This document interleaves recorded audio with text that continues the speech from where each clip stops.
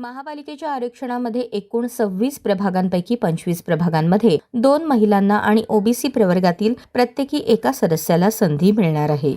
OBC अनुसूचित जाती जमातीसाठी आरक्षित जागा प्रशासनाने निश्चित केल्या आहेत. महिलांचे आरक्षण सोडत 11 नोव्हेंबरला निघणार आहे. महापालिकेच्या सार्वत्रिक निवडणुकीसाठी राज्य निवडणूक आयोगाने प्रशासनाला मंगळवार 4 नोव्हेंबरपर्यंत आरक्षित जागा निश्चित करून अहवाल सादर करण्याचे आदेश दिले आहेत. महापालिकेत एकूण 26 प्रभाग आणि 102 सदस्य आहेत. यापैकी 24 प्रभाग हे 4 सदस्यांचे तर 25 आणि 26 क्रमांकाचे प्रभाग हे 3 सदस्यांचे आहेत. महापालिकेत ओबीसींच्या एकूण 27 जागा आरक्षित आहेत. यातील 14 जागा ओबीसी महिलांसाठी राखीव आहेत. शासन निर्देशानुसार प्रत्येक प्रभागातील एक जागा ओबीसींसाठी राखीव ठेवायची आहे. मात्र 3 जागा असलेल्या एखाद्या प्रभागातील 2 जागा अनुसूचित जाती व अनुसूचित जमातीसाठी राखून ठेवलेल्या असतील तर हा प्रभाग ओबीसींसाठी राखीव ठेवता येणार आहे. मागील निवडणुकीत प्रभाग क्रमांक 26 मधील एक जागा अनुसूचित जाती व एक जागा अनुसूचित जमातीच्या महिलेसाठी राखीव होती. यंदाची अशीच परिस्थिती राहण्याची शक्यता पाहता उर्वरित 25 प्रभागांमध्ये ओबीसींसाठी प्रत्येकी एक जागा मिळणार आहे.